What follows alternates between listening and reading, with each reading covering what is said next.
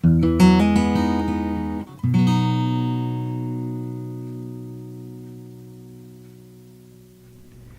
to the William & Mary Center for Innovation and Learning Design Virtual Summit on Deeper Learning. This is the first day of 5 where we'll be sharing video interviews with experts from around the country on different elements of deeper learning in the classroom.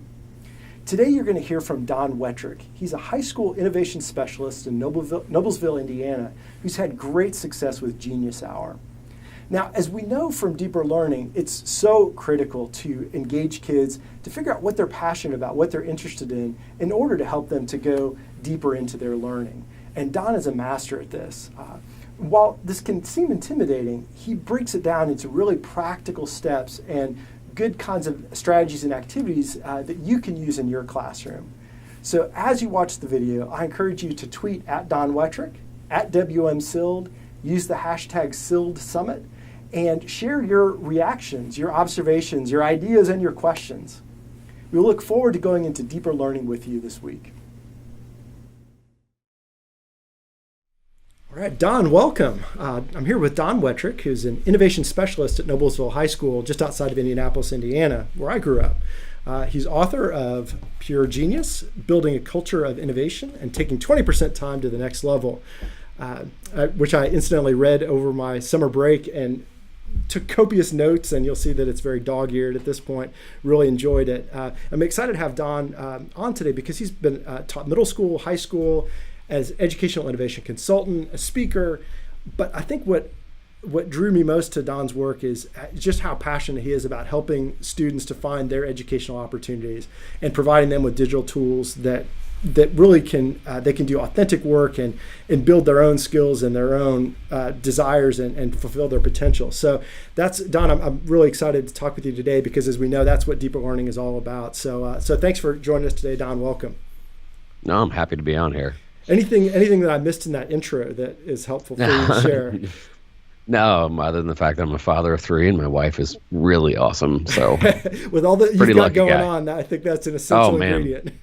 And I'm sure we'll get into that a little bit as we talk. So I guess to get started, Don, how did you originally come across the concept of Genius Hour and 20% time?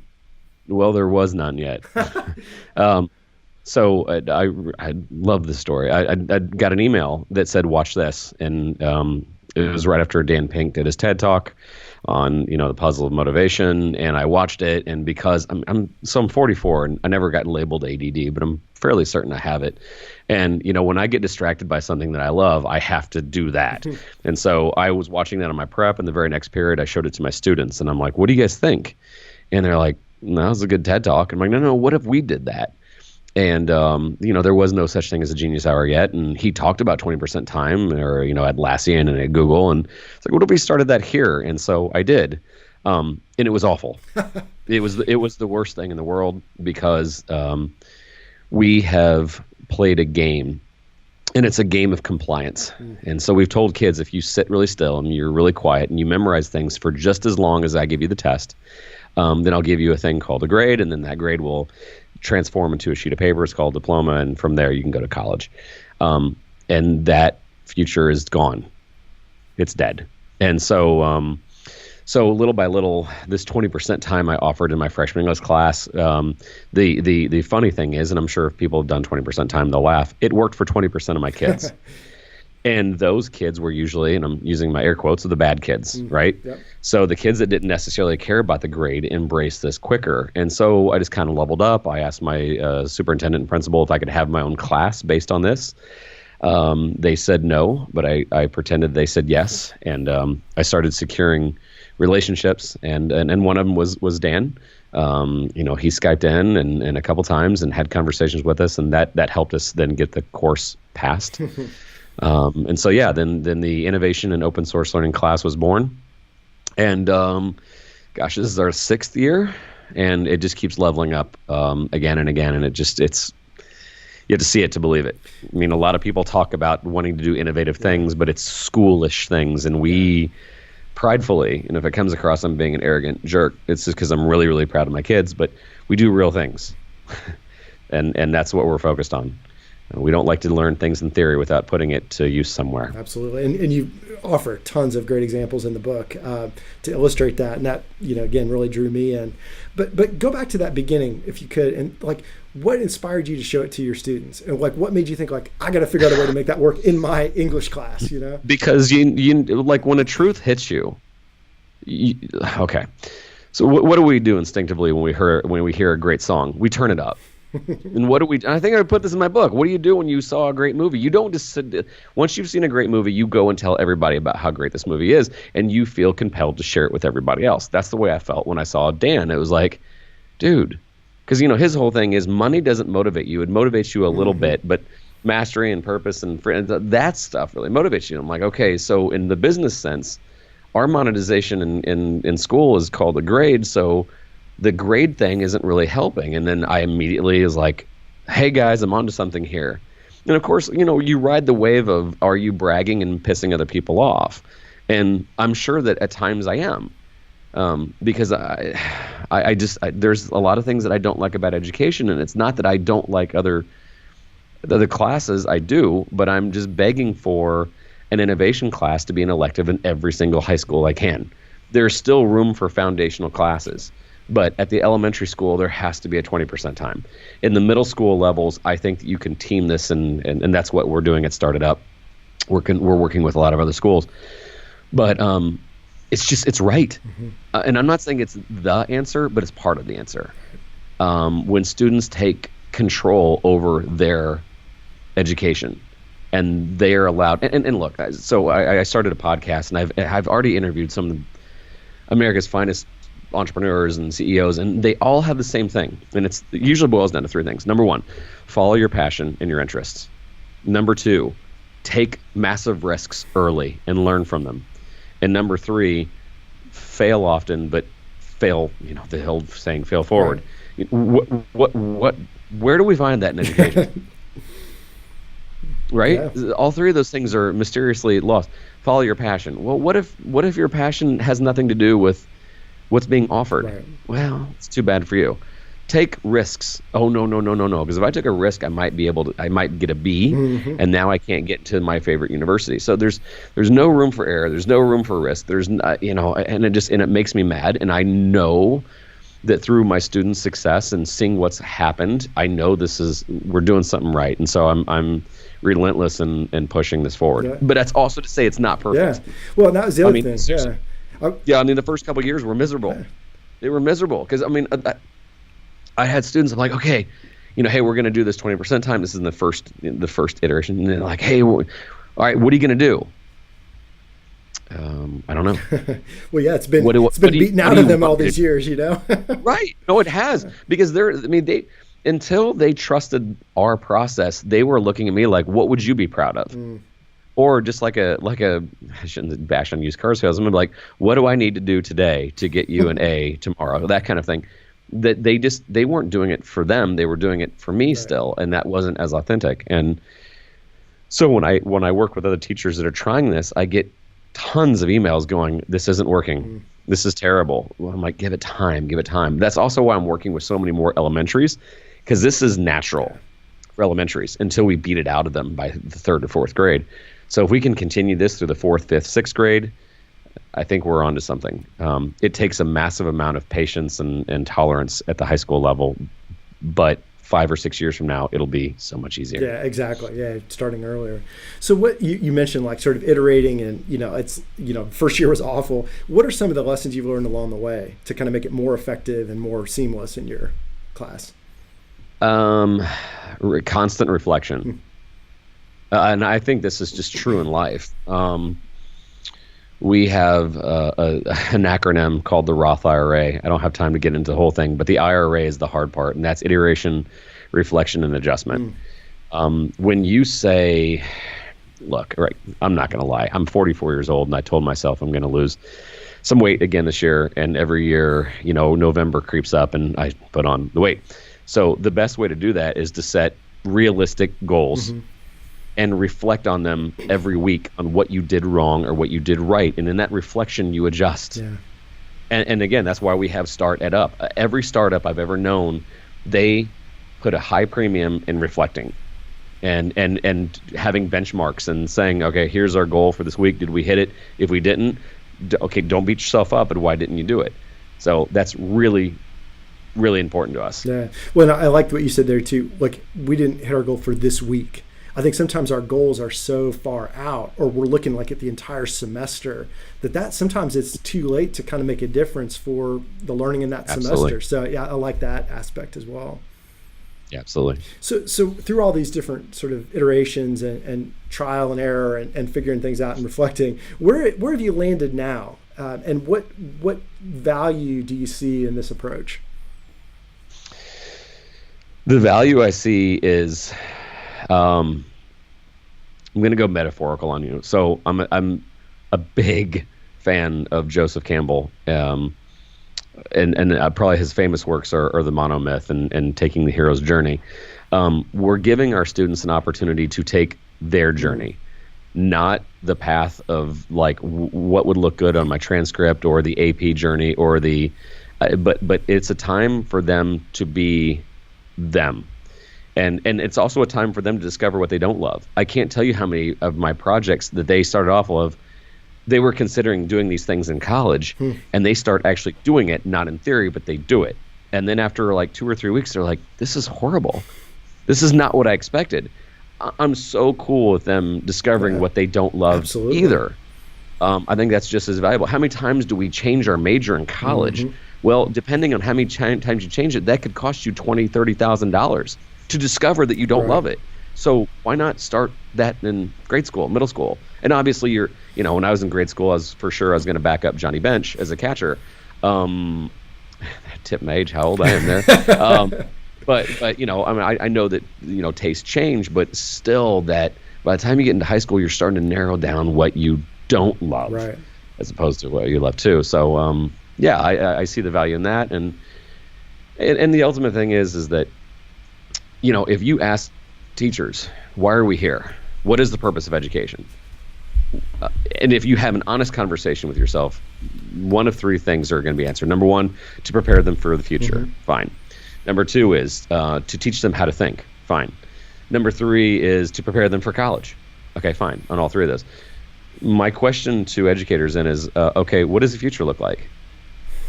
What are the jobs looking like right now? Is memorizing things short term a part of it? In some cases it is. But we talk about true collaboration, strategizing, being able to come up with ideas on your own and not have it handed to you. So there's that. Then there's the teaching them how to think. Okay, there's a lot of classes that we're teaching them how to react. And number 3, get them into college. Okay, then I'll ask this to college people. It's so expensive that we need to start refocusing on why are you there and what specifically do you need. I think the most exciting thing is, and I'm not bashing college, I'm not, but there's a lot of people out there right now that are foregoing college because they can get all their information for free. Sometimes, Stanford has free classes. YouTube is the greatest collection of knowledge out there right now. I'm friends with a guy named Tom Bilyeu, and he started Quest Nutrition.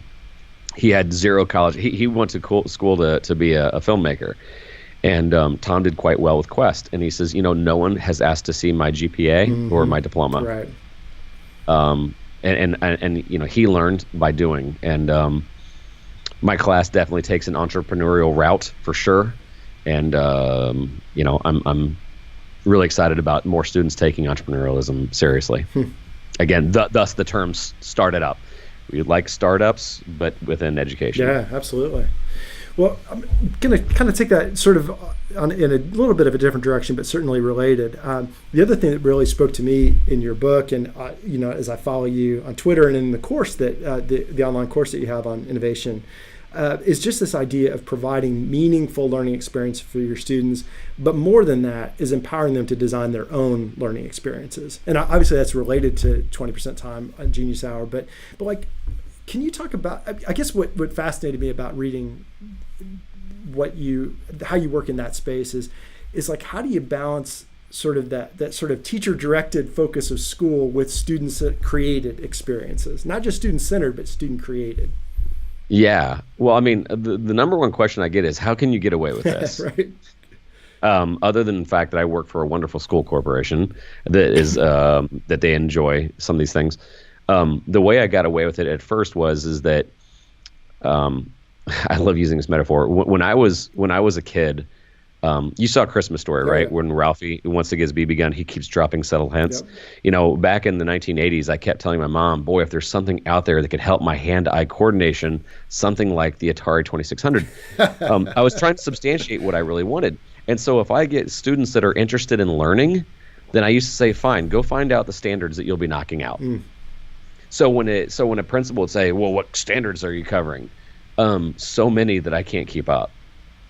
And so if a kid really wants to, so like at grade school, if a kid goes, I just want to build the most incredible Minecraft village ever, have them peruse the Common Core standards, and they'll like, oh, I'm kind of hitting this one, and I'm kind of hitting that one. Now, am I jumping through a hoop? Yep.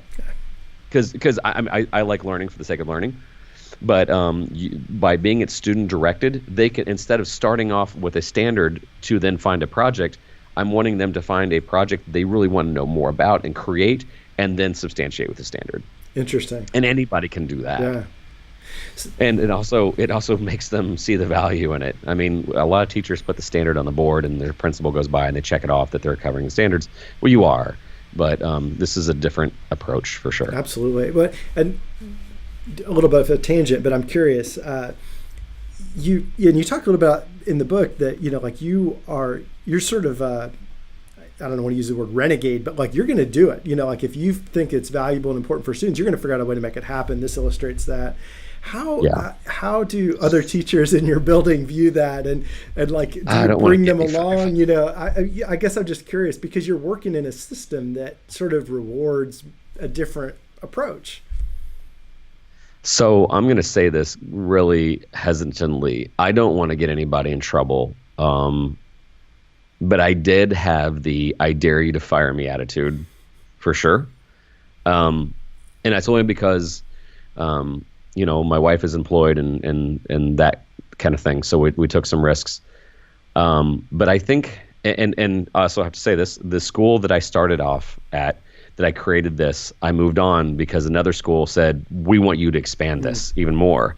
So I wasn't fired, and we went on good terms, and I enjoy the fact that they allowed me to get that start. But I got the reputation though for definitely asking for an apology instead of permission. And here's my theory: when you're doing what's right for kids, deeply doing right with what's for kids, you're kind of bulletproof. If you take those risks, I think that while you may make some people uncomfortable and maybe even mad, in the end they're like, okay, I see. So I say that hesitantly. I don't want anybody to get into so much trouble that they call me and say, thanks, I just got fired because I read Pure Genius. But at the same time, I think that you'll know when to take those risks. How do I work with people now?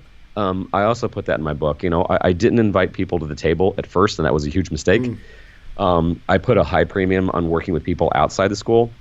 So when a chemist from Eli Lilly wanted to work with some of my students, why didn't I call the chemistry teacher? So now I have a more of a willingness to work with anybody in the school. In some cases, I'll even have some students work with other teachers and go, you know what, you should talk to Ryan Bruick about this kind of stuff because he knows about X, Y, and Z. So I think that we can strengthen. As I mentioned to you earlier, I think that this needs to be its own innovation course in high school, its own elective. And I don't want innovation teachers to be isolated. So working more with teachers in the building is a plus. But without a doubt, you're going to have to crack a few eggs to make the omelet, for sure. Absolutely. Well, I'm curious too, like some of the teachers that now maybe have become interested and you've begun to work with, do you think working with you sort of in a collaborative format encourages them to take more risks maybe than they would on their own? Like, do you think there's power in sort of doing things together? Oh, yeah. Yeah. Well, are you talking about from the teacher level or the student level? The teacher level. But yeah, I mean, iron sharpens iron. Matter of fact, if you're listening to this and you're a middle school or a grade school teacher, for you to be able to do 20% time, it's a lonely, cold road unless you have other teachers that buy in. So I always recommend that you have an innovation buddy, because it works a lot better. And it's the greatest joy I've had in teaching. Right? I mean, I'll be honest with you, I was done. I was just about ready to leave ed, and I stumbled upon trying this, and it has been an awakening. So much where I dare label it a calling. I'm so compelled to share this joy with other schools, because I know I love what we're doing. And that's not to say in a braggadocious way, everybody can have this. It just takes some patience and some persistence and shameless plug. That's why we want to help. That's why we did start it up. Yeah. Well, it's interesting you say that you were kind of ready to make a move outside of education. I was working with a principal earlier this year, and she said the same thing. She'd been a principal for 30 years. And she's like, I was literally ready to retire next year. But she said, this kind of just has re-energized me. And I think it's for a lot of the same reasons you talk about, is because they see the value in it for kids. That it's not about, sort of, and I mean, I'm sure there's spillover effect for you. You enjoy your job more because the kids are so engaged and inspired. But really, ultimately, it's about the kids. It's not about the curriculum or about specifically what they're doing. No, but that whole environment is infectious. Yeah. Right? So, I mean, if I don't model this behavior for my students, then they don't model it back for me. So I think that, you know what, and seriously, yet another reason why we started up is our first course was a mindset course for teachers. Because whenever I go and I do workshops, or I go and out to other locations, everybody usually gives me the feedback of, you know what, teachers should have their own 20% time for a year, and then we can try it. I'm like, yeah, absolutely. Fall in love with your own learning. Now, the flip side of that is, a lot of times when teachers are introduced to entrepreneurialism, they start thinking, wow, my value is a lot more than I thought. Maybe I should leave, right? So, and how many, there's a lot of teachers then will get into like insurance or sales that they can do after hours. Right. And once you start discovering your worth, well, same thing here. If all of a sudden you fall in love with some of your own learning and some of the things that whether you want to learn how to play the drums or pick up a new language, it's infectious to be, dare I say, it's cliche, a lifelong learner. And then the students see that you're also a student in your own class, and man, it's a whole lot of fun. Yeah, all this is connected. It all snowballs. Absolutely. Yeah, absolutely. Huh. Yeah. So, I definitely, if teachers are sort of thinking like, gosh, how do I get started? I don't have a Don at my school, that I could kind of partner up with. How do I get started? First of all, I'd encourage them to pick up the book, because the 6 building blocks you offer, is a fantastic approach, and I think it gets them started. But since we've got you here, in addition to this, what advice would you give teachers that are just starting out, that maybe they're going to be the Don at their school, that they don't necessarily have that support system in place? What advice would you give them? Have a conversation with your superintendent and principal. It's usually best if they're in the same room at the same time. If you need help, I can help. But if you wanted just to start, you can start tomorrow at an elementary level. You can say, we're going to do a 20% time. And actually, there's a method of how I roll it out, but we don't have time for that right now. But you can do this next week at the elementary level. At the middle school level, it's a little bit tougher. But make no mistake about it, you can do this. And then just like I said, I think when we model it first, it sparks some curiosity with our students, and I think that they're more willing to buy in as well. Yeah. And then eventually take ownership. Well, Don, you've got so much to share. We could go on and on, but I encourage people to pick up the book. Follow you at Don Wettrick on Twitter. You're really active, and one of the things I love about following you on Twitter is that how often you share some of the project your students have done, or you're giving a shout out to a current or former student. I love that, because that's what I then take to my students that are studying to be teachers. Say, look at what these kids can do when they're empowered. So I love that part of it. Yeah, well, and it's also kind of cool, because if you ever want to prove concept, absolutely, I can talk all day. And, that's one of the things I sometimes even close with. Believe of nothing I've said today. Assume that I'm lying. Follow me on Twitter. Look at what my students are doing. Tell me what you see. And I think that's what I enjoy the most, is that they're doing it. right? They're doing it, and that makes me really, really proud. Absolutely. Well, Don, thank you so much. It's been fantastic talking with you. We'll follow up. Love to connect with you again, and especially I'm hoping actually to come out and visit you in Indianapolis and meet some of your students in person and kind of see what they're working on. But thanks for sharing your approach. I know you've been an inspiration, and it does take that first step to just take the leap and say, I'm going to do something, and it doesn't have to be a major, initiative right off the bat, but do something and just see how your students respond. I think that's probably the good takeaway to leave with. Awesome. I'm happy to do so. Thanks, Don.